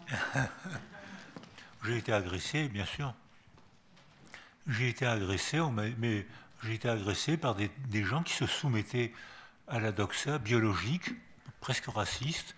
Ils sont de mauvaise qualité, ils ne pourront pas s'en sortir, ou ils ont des dégâts cérébraux qu'on ne peut pas récupérer. Par une doxa psychanalytique, mais non. Quand on a été un enfant maltraité, on deviendra un parent maltraitant. C'est archi faux, c'est une phrase de malédiction. Ce n'est pas vrai. C'est une phrase de malédiction. Si on sécurise ses enfants, ils ne deviendront pas des parents maltraitants. Donc j'ai été maltraité, mais j'habite à Toulon, j'ai un tranquillisant naturel qui est l'EPO. C'est-à-dire que je me drogue à l'EPO, eau, pastis et olive. Et je vous assure que c'est très tranquillisant. Oui, bonsoir. J'aurais deux questions. Une question par rapport à la question de fond, comment est possible l'horreur, et en pensant aux nazis, est-ce que vous pensez que l'éducation des petits Allemands qui sont devenus des nazis, une éducation très rude, très stramm, on dit ici, hein, est-ce que ça peut avoir une influence sur le fait que, une fois hommes, ces gens n'ont pas pu avoir une tête de cochon, comme vous dites? Et puis, la deuxième question, par rapport à l'horreur aussi, j'avais en tête ces soldats américains qui rentrent du Vietnam ou d'Irak et qui ont obéi et qui ont commis des crimes, mais après, quand même, au fond d'eux-mêmes, ça les travaille. Il y en a plein qui se suicident, enfin, tous vont très mal, ils prennent des tonnes d'antidépresseurs. Enfin, voilà les deux questions. Merci mille fois pour votre question. Parce que les travaux sur la résilience actuellement, au début, je pensais que c'était psychologique et affectif. Et maintenant, les chapitres qui s'ouvrent sur la résilience sont biologiques et culturels. Et on constate que l'éducation et la culture, c'est probablement ce qui prépare à la fanatisation des enfants qui vont devenir des adultes soumis, désireux de se soumettre à un régime totalitaire, nazis, communistes, djihadistes, religieux, peu importe, désireux de se soumettre parce qu'ils ont été fanatisés dès la maternelle, comme je l'ai vu au Liban. J'ai beaucoup travaillé dans les pays du Proche-Orient et j'ai vu la fanatisation des enfants dans des écoles très bien organisées, avec vraiment d'excellents éducateurs. J'ai des amis libanais qui ont mis leurs enfants dans ces écoles et qui sont maintenant accablés parce que leurs enfants sont fanatisés. Et que probablement c'est ce qui s'est passé pour les Allemands en Allemagne, où après la guerre de 14-18, le traité de Versailles empêchait l'Allemagne de reconstruire une culture. C'est-à-dire que toute l'industrie allemande, tout ce qui aurait pu leur permettre de refaire un pays, était détourné sur la France et l'Angleterre au titre des dommages de guerre.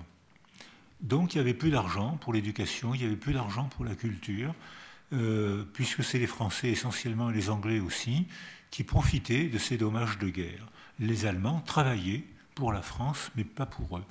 Le résultat, c'est que en quelques années, se sont mis en place des institutions sectaires, les pionniers et les Hitlerjugend.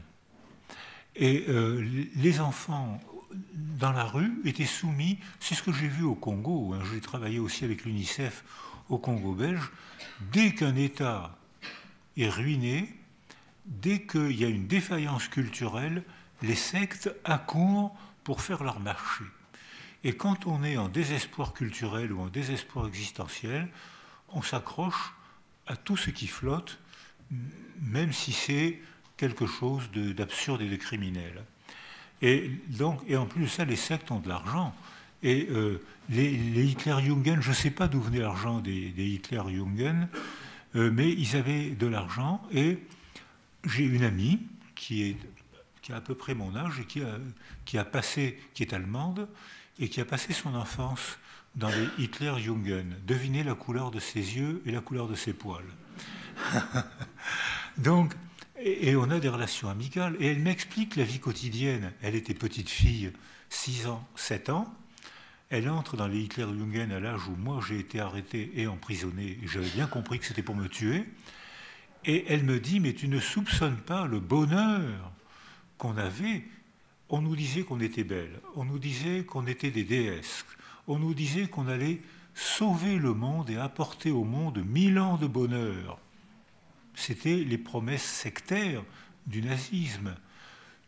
On disait aux petits garçons, vous êtes de futurs guerriers, vous allez libérer le monde de la souillure juive et tzigane.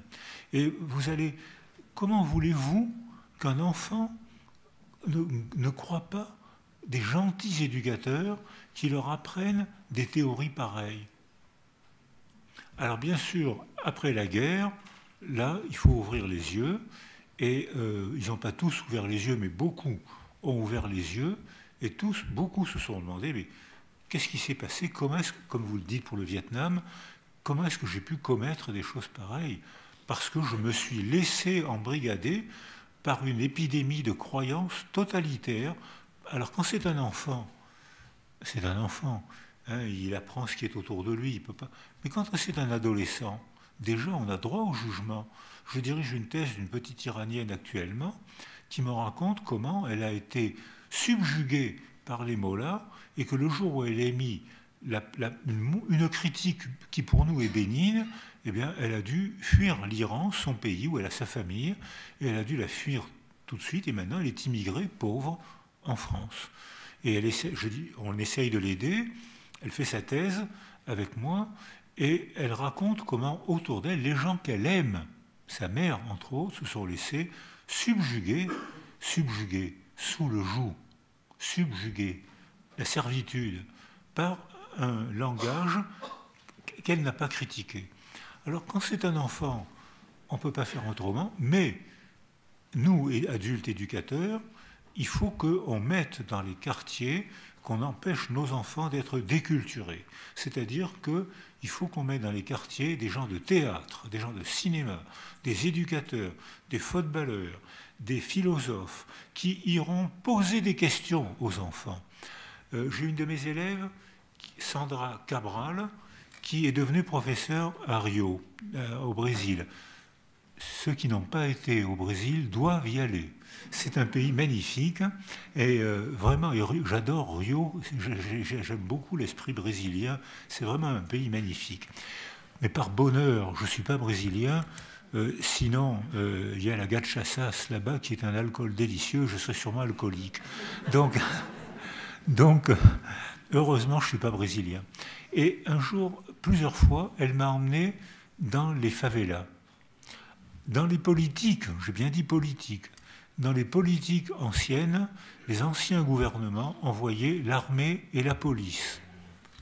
Quelle était la fierté des enfants, les garçons surtout? Quelle était leur fierté? Affronter l'armée et la police. T'as vu comme j'étais courageux? T'as vu ce que je lui ai envoyé? T'as vu? Leur fierté, et les femmes méprisaient un garçon qui n'affrontait pas l'armée ou la police. Comme je l'ai entendu dans les pays en guerre, où j'ai travaillé en territoire palestinien, j'ai enseigné à Birzeit, Ramallah, j'ai dirigé des thèses palestiniennes, et les mères méprisent un garçon qui n'est pas bagarreur. Et les garçons ont du mal à comprendre, parce qu'il dit, je ne comprends pas, on me demande d'être bagarreur dans la rue, c'est-à-dire contre les Israéliens ou contre les Palestiniens qui ne pensent pas comme moi. Et quand je suis bagarreur à la maison, on m'en fait le reproche. Ben oui, c'est pas le même contexte. La violence dans la rue est un mécanisme de défense. La violence à la maison n'est que destruction. Destruction du couple, destruction des enfants, n'est que destruction. Alors, je l'accompagne dans les favelas et le gouvernement change de politique éducative, comme vous l'avez dit, et j'ai accompagné des danseurs, des guitaristes, un philosophe et un footballeur dans les favelas. Presque aussitôt, les enfants changent de comportement. Est-ce que vous connaissez un petit garçon capable de résister à un footballeur? Moi, j'en connais pas. Est-ce que vous connaissez une fille capable de résister à un guitariste ou à un chanteur? Moi, j'en connais pas. Surtout si c'est un crooner. Parce que ça... Donc, moi, j'en connais pas. Donc, et les enfants jouent, établissent des liens, et à l'occasion des liens, on peut parler, et en 6 ans, la nouvelle politique brésilienne a scolarisé 50% des enfants des favelas. Alors, j'étais à Helsinki il y a 15 ou 20 jours, moins 25, à Helsinki. Et alors, eux, ils retardent le développement des enfants. C'est-à-dire qu'il faut que l'enfant prenne confiance en lui et ils retardent le développement. Mais ils imprègnent de culture absolument tout. Et notamment, la cuisine fait partie des cours enseignés à l'école et au lycée. La cuisine. Et vous voyez des garçons et des filles se mettre des tablés, faire des notes, ils font des compétitions de cuisine, et puis ensuite, bien sûr, ils s'invitent à partager les plats. Ça fait une ambiance délicieuse. Il n'y a pas que l'ambiance qui est délicieuse, je peux vous assurer.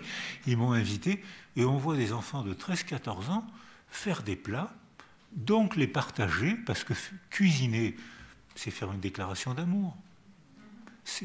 Vous êtes d'accord? Quand vous invitez une femme au restaurant, c'est pas pour lui filer des glucides, des lipides et des protides. C'est-à-dire, c'est pour partager un plaisir avec elle. Donc ça veut dire que la culture, et la cuisine fait partie de la culture, le sport fait partie de la culture, et ensuite on parle, on établit des liens, on pose des questions, on met sur scène théâtrale, on met en film. Ma fille est universitaire, elle fait des films avec ces gosses-là, et elle demande aux gosses de faire des films, d'inviter les familles, et de débattre ensuite du film. Débat de la démocratie grecque. C'est-à-dire qu'il y a une possibilité, mais ce n'est pas ce qu'on constate au Proche-Orient actuellement, où on voit, même en Occident, ce qu'on voit maintenant au contraire, c'est une communautarisation, c'est-à-dire une clôture des groupes, où les groupes se referment sur eux-mêmes et ignorent les valeurs, la religion et les pensées des autres. Et ça, je crois que c'est très inquiétant, parce que ça a déjà été fait, et on sait où ça mène. Question ici. Oui, bonsoir monsieur, je vous remercie. Bonsoir mesdames, messieurs. Mon nom vous dira rien, je vous le dis quand même. Je m'appelle Aldo Bomberger. Je suis enseignant spécialisé à la Chaux-de-Fonds. Je termine ma carrière au mois d'août. Et si je vous pose la question suivante, enfin je vais vous demander si vous êtes d'accord de me faire gratuitement une micro-consultation. Je m'explique. Il y a 4 ans, très exactement, j'ai fait un burn-out parce que j'avais une classe épouvantable, 10 garçons que je devais tenir fermement, puis mon gant de velours s'est déchiré, et j'ai fait un burn-out suivi d'une dépression qualifiée de grave. Je suis un peu pris par l'émotion. Ah, ça va passer, merci. Et je suis toujours en traitement parce que durant ces 4 ans, j'ai continué de travailler avec bonheur. Ça a été ma bouée de sauvetage. Mais j'ai fait une crise maniaque, j'ai eu une bipolarité que ma psychiatre a estimé être due à un médicament qui s'appelle Cymbalta. C'est un antidépresseur, enfin. Il a été tellement efficace que je suis devenu bipolaire, effectivement.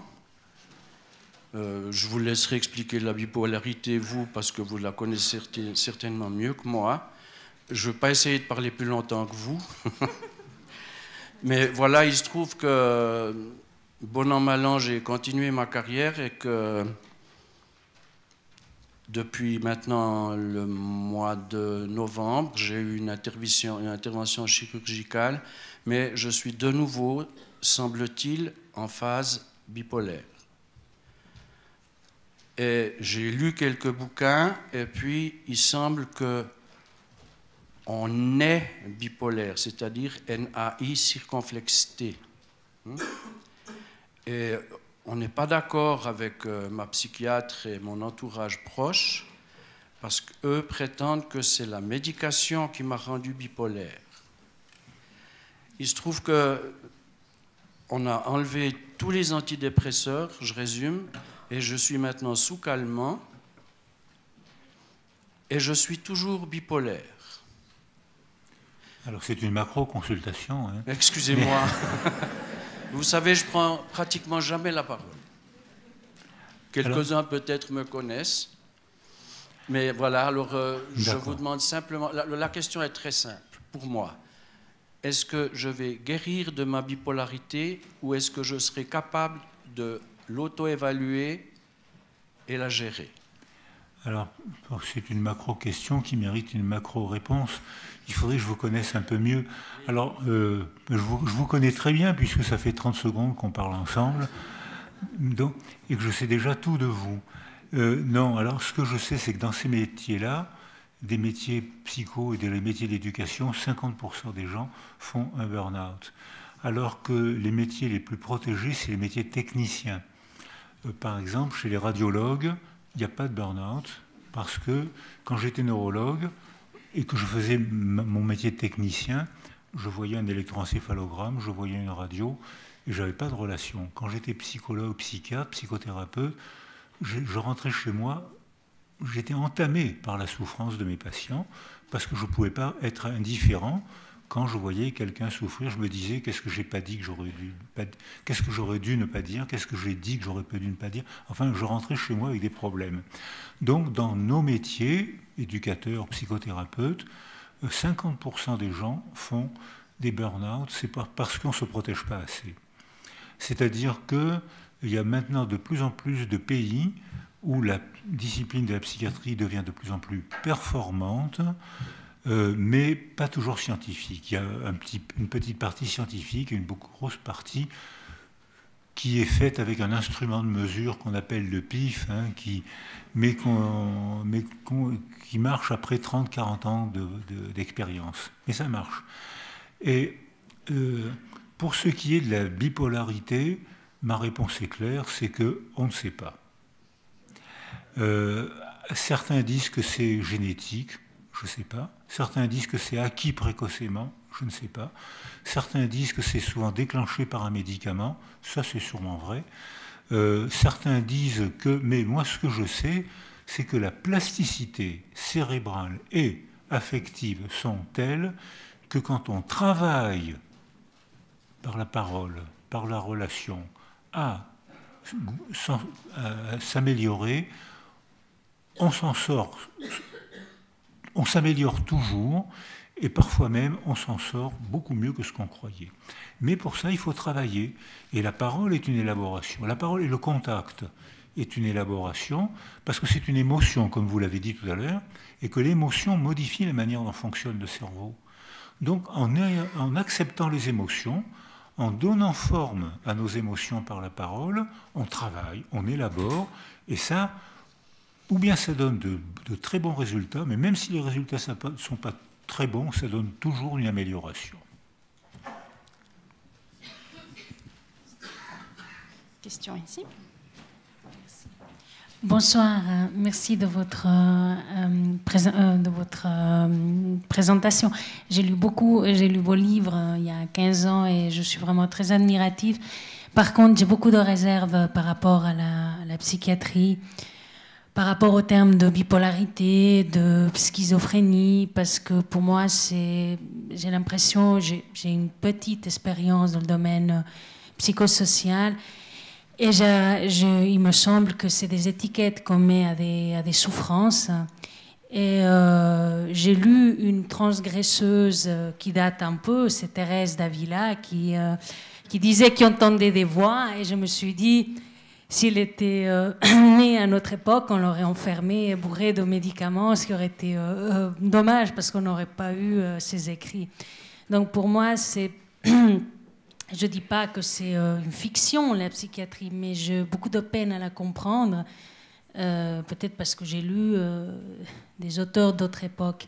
Et une autre, donc j'aimerais savoir qu'est-ce que vous en pensez, c'est une question provocatrice. Est-ce que toutes ces catégories ne sont pas je dis pas arbitraires, mais simplistes, le fait de catégoriser les gens bipolaires, schizophrènes. Ma deuxième question, qui me fait penser à l'expérience de Milgram, où il fait semblant d'électrocuter des gens, on s'aperçoit qu'il y a une petite partie des gens qui résistent. Qu'est-ce qui fait que les gens résistent? Qu'est-ce qui fait que ces petites... Parce qu'on sait que la plupart des gens se soumettent. Qu'est-ce qui fait que ces gens-là résistent? D'où vient leur talent révolutionnaire, enfin leur nécessaire? Merci beaucoup. Non, c'est moi qui vous remercie pour ces questions. Alors, pour ce qui est de la psychiatrie, je pense comme vous, les diagnostics psychiatriques changent selon les contextes culturels. L'homosexualité était considérée comme une perversion jusqu'en 1974, et c'est par un vote que ça n'est plus une perversion. C'est pas par un diagnostic médical, c'est pas par un travail scientifique, c'est un vote. Au Moyen-Âge, vous trouverez ça dans Ariès et Duby. Aller dans la rue seul, être un errant, était considéré comme une forme de folie. Jusqu'en 1960, quand une femme mettait au monde un enfant hors mariage, on considérait que c'était une forme de maladie mentale. Il fallait être folle pour se promener. Il fallait qu'un homme soit fou pour être dans la rue seul, parce qu'il était attaqué, dépouillé, battu ou tué ou blessé, et il fallait être folle pour mettre un enfant au monde hors du mariage. Et on disait que ces enfants étaient altérés. À Paris aujourd'hui, un enfant sur deux né hors mariage, et je peux vous assurer qu'ils sont mignons comme tout. Donc, alors là, je pense alors, les jeunes psychiatres, nous, on nous demandait de choisir son camp. Nous, dans les archéopsychiatres, on nous demandait choisis la biologie, la science dure, ou la psychanalyse, la science molle. La biologie n'est pas dure et la psychanalyse n'est pas molle. Mais on nous posait la question comme ça. Je pense que les jeunes sont beaucoup plus humbles que nous, et il y a une partie de la psychiatrie qui devient scientifique. Sauf que maintenant, on pense le cerveau de manière totalement différente, et que le cerveau, maintenant, est pensé non plus dans sa boîte crânienne coupée du monde, mais il est pensé en tant qu'organe de la relation. On peut modifier notre cerveau en modifiant notre relation. Alors, moi, j'étais, je crois, un des premiers à faire des manifestations qu'on appelait des antipsychiatres. Ça serait plus possible pour les jeunes aujourd'hui, tellement l'administration devient dangereuse. J'avais une expérience de 6 mois en psychiatrie, donc je savais tout. À cette époque-là, on me posait des questions, je répondais. Aujourd'hui, je doute, je réponds moins. Mais après 6 mois de psychiatrie, je savais tout. Et on voit Vol au-dessus d'un nid de coucou. Et avec Henri Boutillier, qui était un élève de Henriet, il dit, mais je connais un bateau, Noah, au point de vue biblique, ça s'appelait Noah, c'est quand même pas mal, hein, partir en bateau, sur un bateau qui s'appelle Noah. Et il me dit, si tu veux, j'ai un peu d'argent, on loue le bateau avec le skipper et l'équipage, et tu pars naviguer avec des schizophrènes, on les appelait comme ça. Heureux. Je dis d'accord, marché conclu. On part naviguer, On prend donc 7 patients baptisés, étiquetés schizophrènes, 7 soignants, éducateurs et infirmiers, et 7 marins, c'est un grand bateau. Et je pars avec un interne qui faisait avec 2 internes, dont un faisait sa thèse. Et moi, je vais à l'INSERM et on fait une observation scientifique sur les interactions dans un espace contraint, comme dans un laboratoire. Sauf que là, ce n'était pas un laboratoire, c'était un bateau. Mais l'espace était contraint. Et j'ai été bouleversé toute ma vie par cette expérience vécue, pas expérience scientifique, mais vécue. C'est que sur les 7 patients, il y en a 3 qui ne sont plus jamais rentrés à l'hôpital psychiatrique et qui vont très bien. Et notamment une avec qui je m'entendais très bien. Elle était sympa. Et puis un jour, on va à Saint-Tropez et elle se promène et il y a un gars qui bavarde avec elle. Elle lui dit « Ben non, moi je viens de l'hôpital psychiatrique de Pierrefeu, mais qu'est-ce que tu fais là-dedans ? Viens, moi j'ai une maison dans les vignes. Viens, je vais t'apprendre mon métier. » Et il y a quelques mois, je l'ai revue sur le port de Saint-Tropez. Elle fait des photographies, elle envoie des cartes postales à Taïwan, je crois, ou un pays d'Asie, où on lui fabrique un chevalet, on dessine, et elle se met sur le port de Saint-Tropez, elle colorie, et elle vend hors de prix les tableaux qui ont été dessinés à Saint-Tropez. Bon, ben, elle gagne sa vie comme ça. Et je ne garantis pas l'authenticité des tableaux, mais bon, elle gagne sa vie comme ça. Elle est heureuse, elle ne prend plus un seul médicament, elle est heureuse, elle va très bien. 2 autres patients, alors il y en avait un que les infirmiers et les médecins voulaient faire sortir parce qu'ils disaient il est très bien. Il va très bien, il n'a plus rien à faire à l'hôpital psychiatrique. Il ne faut pas oublier que maintenant, quand même, la psychiatrie, même si ce que vous dites est vrai, je le partage, 50% des gens baptisés schizophrènes quittent l'hôpital psychiatrique sans jamais y remettre les pieds et sans plus jamais prendre de médicaments. C'est pas rien quand même. Avant c'était 8%, maintenant c'est 50%. Il y a encore des progrès à faire, mais enfin, la courbe est montante. Et je pars me promener sur les plages du Lavandou, c'était le printemps, et il y avait des baigneuses, les seins à l'air, et je pars avec des patients étiquetés schizophrènes, et puis ils sont intéressés par ces baigneuses, seins à l'air, et ils vont mettre leur nez au ras des seins. Alors là, les dames étaient un peu gênées, puis il y en a une qui se fâche et qui dit « Mais arrêtez un peu, je vais appeler la police ». Et il y en a un patient qui dit « Oh, ça m'est complètement égal, on est schizophrène, on n'ira pas en prison ». donc oui. Et il y en a donc 3 qui vivent à l'extérieur, qui vont très bien, totalement libéré de la psychiatrie. Alors en revanche, il y en avait un qui paraissait très bien et il était moniteur de voile et le bateau était magnifique. Et à un moment, le skipper lui donne à gouverner. Et il était moniteur de voile, c'est son métier. Donc c'était une barre à roues, il prend la barre et on se rend compte qu'il ne pouvait pas. Il ne savait plus gouverner un bateau parce que quand il tournait la tête à gauche, il tournait les mains en même temps. Donc le bateau, lui, il ne comprenait pas. Donc il ne pouvait plus gouverner un bateau. Et en vivant avec lui, on s'est rendu compte qu'il ne pouvait pas vivre seul. Il était parfaitement adapté, maladivement adapté au mur de l'asile où il paraissait normal. Dès qu'il redevenait dans la rue, dans la vie quotidienne où il y a tout le temps des problèmes à résoudre, on découvrait qu'il ne pouvait pas vivre autonome. Donc ce que vous dites est vrai, à condition de le relativiser. Les jeunes psychiatres m'enchantent parce qu'il y a une partie très intéressante. Par exemple, ils réduisent le diagnostic de schizophrénie avec des signes de plus en plus durs à observer. Avant, les Américains étiquetaient schizophrènes tous les gens qui n'étaient pas d'accord avec eux. Donc, maintenant, il y a des critères cliniques qui ne sont pas parfaits, mais qui sont plus fiables. Or, on constate que, l'OMS constate que, selon ces critères, dans toute population, il y a 1% de la population qui correspond à ces critères, sauf dans les populations de migrants, où c'est 4%. Parce que le fait de migrer, être arraché à son pays, être exploités, agressés pendant le transport, souvent mal accueillis par le pays hôte. Cette cumulation de traumas fait que des gens qui auraient été équilibrés dans un pays en paix sont déséquilibrés dans un pays en guerre. Donc même si la biologie a un mot à dire, elle ne peut pas tenir tout le discours. Il y a aussi un discours éducatif, alors là, énorme, un discours culturel énorme et un discours de structure sociale important.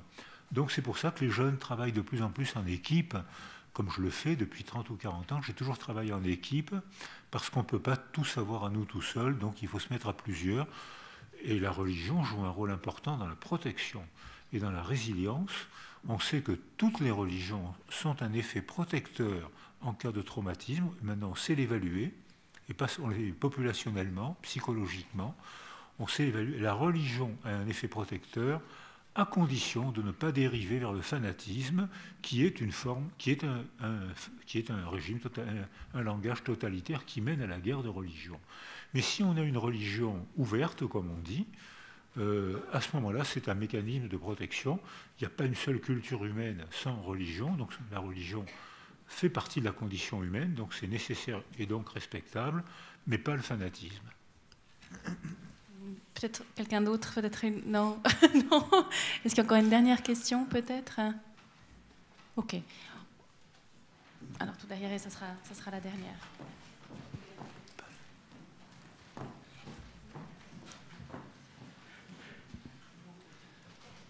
Juste pour revenir à la question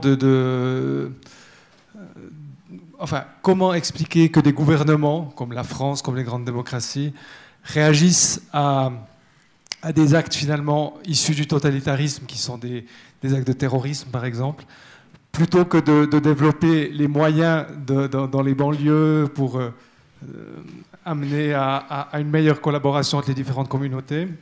Comment expliquer que ces gouvernements donnent encore plus de moyens dans la violence et dans la répression et voilà. Alors là, on va quitter la psychiatrie pour entrer dans la politique, mais vous avez raison quand même, c'est-à-dire que l'éducation et la culture jouent un rôle majeur. Dans certains pays du Proche-Orient où j'ai souvent travaillé, j'ai vu des films des dessins animés qui fanatisent les enfants. J'ai vu on apprend la fanatisation aux enfants comme les Français l'apprenaient contre les Boches. L'école française fanatisait les petits Français en leur disant « on va récupérer l'Alsace et la Lorraine, les Boches ne comprennent rien, c'est bien de les tuer ». On apprenait ça dans les écoles françaises, hein. Donc on n'a pas été mieux. Mais ce que j'ai vu au Proche-Orient, c'est ça. Alors bien sûr, l'ennemi, c'est les Juifs, les Américains et le musulman qui n'a pas le même islam que moi. Alors la fanatisation commence dès l'âge de 5 ans.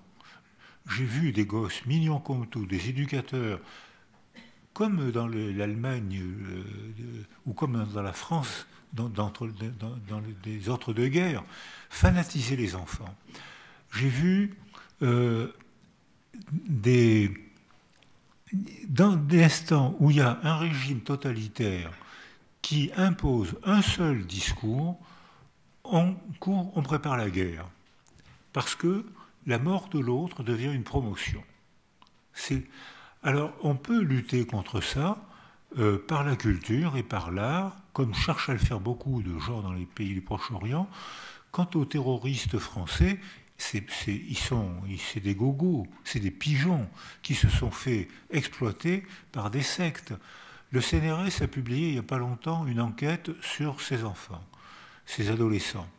40% de ce qu'on appelle en France les djihadistes français, il y en a 8300 qui sont repérés par la police. Sur les 8300, il y en a 100 qui sont psychopathes. 100. Et pour moi, la psychopathie n'est pas une maladie mentale, c'est un trouble de l'éducation, c'est une privation éducative. Ce n'est pas un trouble mental, c'est-à-dire c'est des troubles mentaux par carence éducative et carence affective. Donc c'est pas une maladie au sens, c'est pas du tout, ça n'a rien à voir avec la maladie. Sur les 8200 restants, 40% sont des gosses de familles sans Dieu, d'athées, de gentils parents qui sont stupéfaits de voir leurs enfants se convertir à l'islam. Mais ils ne savent pas ce qu'est l'islam. Ils ne sont pas convertis à l'islam, ils sont pigeonnés, ils ne sont pas musulmans. Ils ont été pigeonnés, ils n'ont rien étudié. On leur a demandé de faire des mots magiques, ils ne savent rien de l'islam, mais ils sont transformés en bombes à bon marché pour faire des attentats.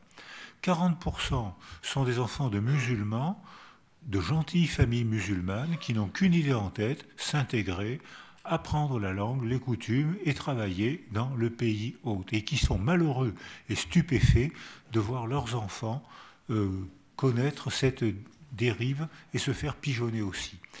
20% sont des enfants de chrétiens, souvent de chrétiens très chrétiens, et il y a même 1% de juifs qui se laissent embarquer dans cette tragédie. Ces gens-là sont pigeonnés. J'étais à Munich le jour de l'attentat du Bataclan. Et les Allemands, je le disais tout à l'heure, les jeunes Allemands très courageux, ont fait une maison qu'ils appellent le Centre de la pensée extrême, où ils donnent un très gros budget pour réfléchir à ça, avec des sociologues, des psychologues, des religieux de toutes les religions et des non-religieux. Et ils ont invité votre serviteur. J'étais au Bataclan, à Munich, le jour de l'attentat du Bataclan. C'est un lapsus intéressant. Ça reste entre nous, ce lapsus. Hein. Sinon, ça va me coûter une fortune avec mon psychanalyste encore. Donc, je n'ai pas compris tout de suite ce qui se passait. Le lendemain, dans les rues, il y avait des manifestations de Pegida, c'est-à-dire ce groupe de néo-nazis qui voulaient casser de l'arabe. C'est-à-dire qu'on avait instantanément ces gosses pigeonnés, qui ne sont pas musulmans, on leur a fait croire qu'ils étaient musulmans parce qu'ils avaient fait des gestes, ils avaient dit des mots magiques. On fait ça dans les sectes, ils ne savent rien de l'islam, et ils ont été pigeonnés, ils ont commis un attentat, ils ont provoqué un racisme anti-arabe le lendemain. Donc, c'est une courbe, c'est une spirale volontaire, politique, intentionnelle, qui est organisée par des gens très riches, probablement de certains pays du Proche-Orient, où l'argent coule à flot dans les pays du Proche-Orient. Argent américain, argent européen, argent français, argent du pétrole, argent de la drogue qu'on leur achète. L'argent coule à flot, ne va pas au peuple, ou très peu au peuple, et reste dans la poche des dirigeants qui financent des armées de mercenaires que j'ai vues à Tyr, les armées du Hezbollah, les mercenaires du Hezbollah, c'est des professionnels de la guerre. Ils sont très bien, ils ont des armes modernes. Je les ai vus à Tyr, je les ai vus à Baalbek. Baalbek est une armée d'occupation. Je les ai vus les chars, je les ai vus les fusées sur les toits des HLM, de façon à ce que les ripostes israéliennes détruisent les toits des HLM. Et toutes les caméras sont là et toutes les télévisions se font complices. Je les ai vus, ça. Donc il y a tout un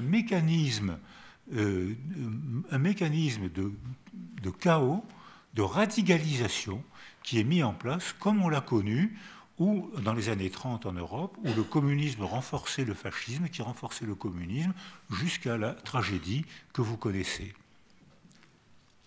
Ce sera le mot de la fin. Je vous remercie beaucoup, Boris Cyrulnik, de cette conférence magnifique, de cette humanité qui traverse tous vos propos, cette attention à l'autre. Et je crois que cette multiplicité des regards à laquelle vous nous invitez, c'est une attention portée à l'autre, aux autres, quels qu'ils soient. Merci beaucoup à vous, merci beaucoup de votre participation.